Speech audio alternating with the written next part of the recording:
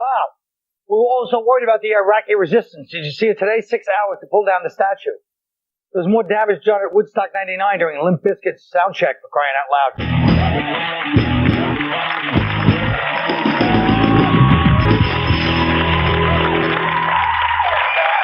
You know, I thought it would resonate more, but it was 4 years ago, Woodstock 99. I thought it really hit home. But, you know, you live and you learn. Let me tell you. The New York Times reported this weekend that 28% of black males will be behind bars at some point in their life. And right now, 12% of all black men between the ages of 20 and 34 are behind bars, so which obviously the question, Patrice, what are you doing here when you get out? No, I'm kidding. No. Patrice, what do you have to say about this fact? It was funny, dude. It was kind of funny. It was very funny. What are you asking me? I'm asking you, what do you think about why? Yeah, I know why. It's the war on drugs. That's America's way of, when they say it's a war on anything, it's really a war on a particular group, right? Like the RICO statute. That's the RICO, that was a war on the mob. So as soon as wait a minute. That was a war against Puerto Ricans. The RICO Suave? Puerto Rico. Oh. Sorry. Do your prepared material, stupid. Okay. Yeah. Now look at, wait a minute. I'm sorry. That was bad. Now look, what I'm saying is this. It's because they're in there for drugs. That's all they're in there for, really. All of that group of men is in drugs, and then that's the people who are selling drugs, Puerto Ricans and young blacks. That's how they're making a little money, man.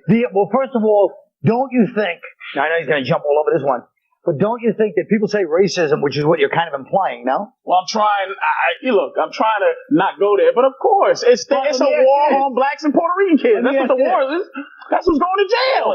I hate to agree with Suge, but there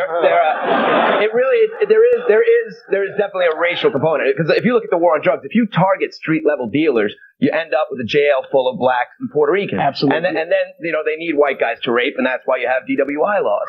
But it's looking at it negative. Yes, Mr. Attell.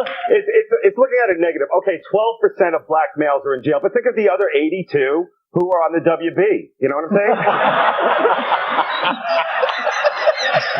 Yeah, they do always focus on it. I mean, you would think if 12% are in jail, think of all the women left over for the guys that aren't in jail. It's all drugs, man. That's what it's the drug. It's that drug thing, man. Black guys ain't in jail for like kidnapping white girls and hanging them in basements and driving around in vans and there goes my weekend. If you look at colleges, right? I mean, look, when I was in college, you can't say black guys do more drugs than young white kids. When I was in college, kids do more drugs. I mean, when I was in college, there were fraternities that were like the Medellin cartel, for Christ's sake, and but there weren't a lot of buy and busts going on, in the dorm rooms.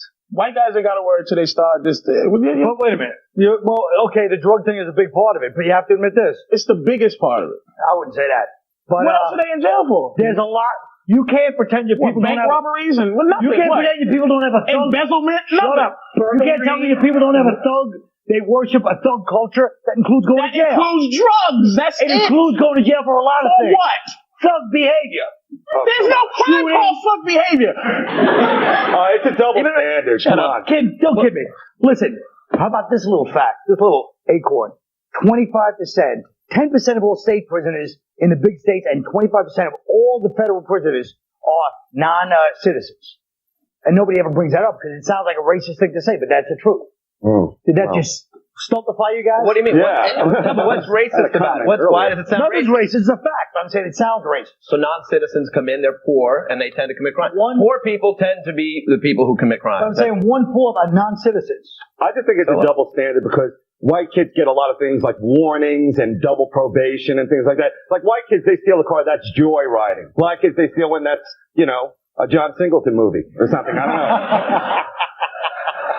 But there is, a huge percentage of the people in jail are there for these nonsense drug offenses like pot, marijuana. Nobody should be in jail for marijuana. That's what I said. And look, you should go to jail. I'm sorry. Go ahead, Bobby. No, you know what? Everybody's whipping it around. Nobody knows who the hell I am. Can I say one goddamn thing? Folks, we like ladies and gentlemen, Robert Kelly. Lockdown. Folks, we like sorry about that. Jesus. We'd like to introduce you to former rehabilitated rapist murderer Bob Kelly. Go ahead. First of all, I stole a gumball machine. It wasn't rape and murder. But the fact is that You did 7 years for stealing a gumball Where did 7 years come from? See where you start? Where And I did was you in jail grow for up? 7 years. I was in jail from 13 to 15, but like a month. 2 months. Shut up, Colin. 13 to 15, but like for 2 months here, 3. Once you're a ward of the state, you can kick a mailbox and you go away again. You're owned by the state. Sure, what are you doing kicking mailboxes? People gotta get their mail. Sometimes you get pissed off. But also, you were a victim of the American system's bias against Samoans. And I'm first of all, let me just say, look, just because I have no ass. Let me enjoy that. That was really good. It is sad. Shut up, Jimmy Snooker. That was really good. First of all, I'm Irish. Okay? I'm Irish. Contrary to what you say, just because I have no ass and I don't have bad skin, I'm Irish. Okay? I have another lip and everything. But the thing is let me get back to the subject, the topic, you ass. Really ate his balls. Why do I have to be on this show with him? Of any people, him. Go ahead, Bob. They rehabilitated me. They put me in a drug program. They set me. They put me like they call it normalization. Okay, in settings where you don't feel like a criminal, and you start to become. Once you get responsibility, you start actually to take that responsibility and to become not normal again. And that's what they should do. Drug people, black people, whatever. They should. Why are you going to look at me like that? I'm listening to you.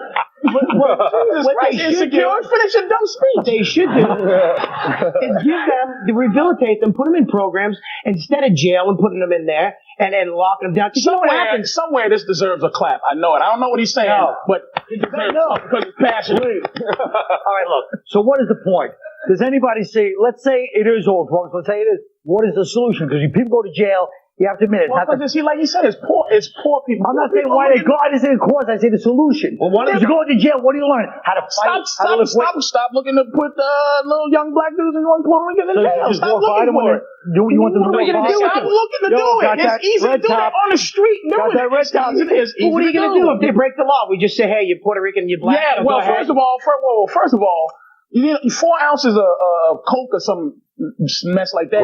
You get 15 years, 15 to 25 it's years. It's illegal. But that's keeping black people off the street. When it's 15 to 25 years, it should be a second. White people are doing the drugs. There's more white people doing the damn drugs. You have to stop the recidivism. That's the main problem. People go in jail and they don't become rehabilitated. They come back out. They keep committing crimes. Better criminals. Take the gyms out. We don't need to create these giant monster bodybuilder convicts. Once you start working out, you want to kick the crap out of somebody that you should pick on. These guys come out, they got revenge on their mind. All right. I hereby sentence you to 5 to 10 commercials. You leave out the balls to say that? Yeah. We'll be right back.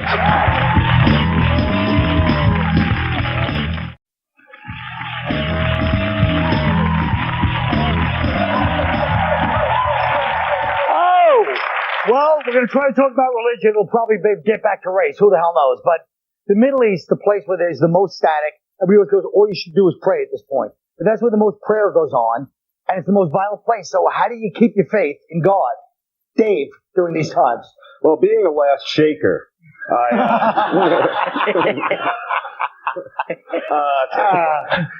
think religion has a lot to do with what we were earlier talking about, which is prison, because people go to jail, and that's when they find this religious zeal. And I think if we just if we made things legal, that would kind of free up the prisons, like drugs, as we were talking about, and Katie porn for myself. It would clear out the jail. We'd be left with like 2 Filipinos and Robert Blake, and it would be plenty of room for the Taliban. Something. Yeah. Well, what do you guys think about that? Well, I think with all these religions, people believe them so passionately, but now in most sort of open-minded societies, we think, well, they're all just man-made creations. Every religion has its good and its bad, but obviously maybe one of them is right. You know what I mean? That's the scary part. Somebody maybe is right. Maybe it's these doomsday cult people. Maybe there are spaceships coming to get us, and maybe we're all screwed for not cutting our balls off in anticipation. How about the Scientologist? Yeah. You know what, though? I mean, and I think none of us here, as you get older, especially this generation, nobody prays, and especially in America, nobody cares about religion anymore. When was the last time anybody went to church? How dare you? A lot of people do. There's a lot of deeply religious people out there. I don't know any. Do you know any? We live right in the middle of Sodom and Gomorrah. The only time I pray to God is if like I have sex with a girl without a condom, or I'm doing a black college. That's the only time. Sorry. I believe in science. That's what I believe in. I can't get into this religious stuff. I believe if you go against science, that's against God. I think God laid something down, and He's not up there minding everybody's business. I think if you go like people say homosexuals against God, I don't think it's against science to me. Yeah. You know, if two guys aren't really supposed to have sex because there's no point to it. There's no scientific point. Nobody says homosexuals are against God. They're not. A lot of people say that kind of stuff. Certain things are against God, but I don't think it is. Every religion is basically, look, you know, I believe in spirituality, you know, like, but basically what that is every religion is the same. It has the same. They're not really just the way you interpret it. You can interpret anything. You believe in but there are a lot of people have very different beliefs. You look at the Jews; they have very different beliefs. They believe Barbra Streisand's worth $1,000 a ticket. Hey. That's very different from a lot of the other religions. The whole circumcision thing. You're circumcised, right? If I remember. I think so. Yeah. Now that's part of the Jewish faith. It's a part of it. Not every religion believes you have to slice off your foreskin to get to heaven. That's a specific thing. The Catholics look at the stuff we believe, right? I mean, we have the Virgin Mary. We have a whole religion based on a woman who really stuck to her story. Hiding eggs. Are you going to be able to use that tomorrow to sell them? I think all religions. We got to go with what's in common with all religions. Like, anything's possible with the help of lube, not God. Lube. Look, man, you do what's good for you, man. It's just you believe in what keeps you going. You know what I mean? I believe in something, but I can't say I believe in some white dude with a beard with a thunderball in his hand and walk around. And I just can't believe in that. But I believe in something because I still have that fear of something. Right. So I don't want to. Well, you've never done drugs then, because I've seen that white dude. You got that fear of a white dude with a thunderball. As well, you should. Speaking of the Aryan Brotherhood, that's their little. But the truth of the matter is, when I started this conversation off, I believe, unless I'm mistaken, was saying that all the violence right now from Northern Ireland, Middle East, it's all religiously based. What do you think the problem is? Are people praying wrong? No, or does just every idiot use whatever excuse they can? I think it's a drinking thing. Like in drinking, there's a thing called tolerance, and we should all have that in our religion. If you go past your tolerance, you're when to say when, you're gonna flip out and wake up the next day with lipstick around your balls and the fact girl won't stop calling. You know what I mean? But a religious way. I gotta stare at Dave like he's gonna make a serious point, but I know something's coming. I gotta be like this. Absolutely. Go ahead, heartfelt. The matter is, all we do is what do you call them? Heartfelt. It was sarcastic. Look, the bottom line is this. Jesus. Why am I always in this position? Isn't religion something for old people anyhow? I mean, that's all they have after a while. Also, people always bring up all the bad people in religion. Nobody ever talks about nuns working in Africa for 40 years. Yeah, about Mormons going in. There's most religious people are good.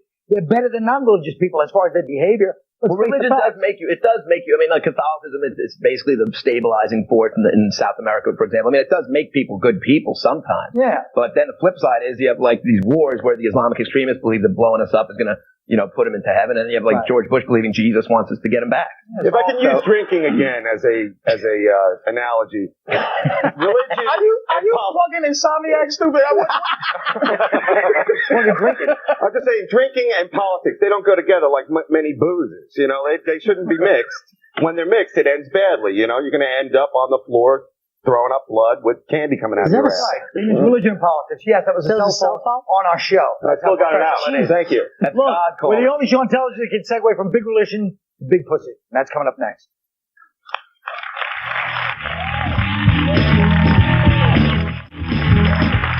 Well, among the many grave injustices I have suffered in my career, my dream of becoming a De Niro-type actor never took off the way I had hoped it would. So to help me right this wrong, I'm going to show Martin Scorsese what he missed when I send him this tape after a little scene work I'm going to do. I need a moment.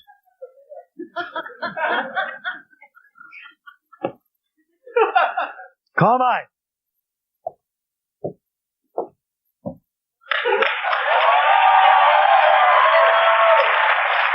Joey.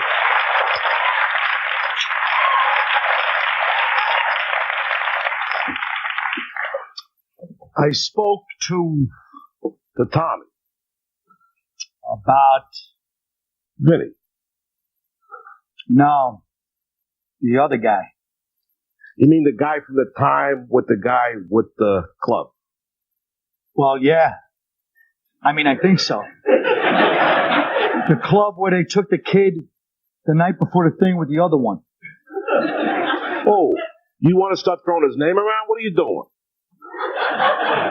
I don't know if that's, I think we might be talking about two different people here. Are we both talking about the guy who's friends with the one from the fight that time? No. That's the other guy. I thought you meant the guy with the truck. I think we need to reassess the way we communicate. I feel like we're not making money because we seem to misread what the other one is saying due to the vague language. But it's to keep the feds from wiretapping us. And it works. We never got caught. Because we haven't done anything. The feds laugh at us. They play our wiretaps at their Christmas parties. They laugh and call us the pronanos. I haven't understood one person we've talked about for the last 4 months. What are you saying here? You want to get out? Out of what? There's nothing to get out of. The boss died 3.5 years ago. Everybody else is dead or in jail. It's just us. Cappuccino machine doesn't even work. Nah, it works. It just doesn't steam any milk. So, you want me to send out for coffee or what? Yeah. Well, should I get it from that place or from the other joint? The other joint. Yeah, but the last time we had that thing over there with those two kids on the block, it was a big mess. Maybe we should go to the other joint.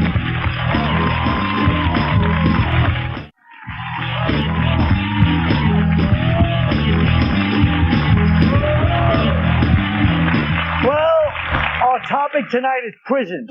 And who better to talk about prisons than people who have spent their entire adult lives in pursuit of jailbait? America's prisons are filling up. I'm asking my distinguished panel of criminal justice experts to invent a new form of punishment and tell us who deserves it.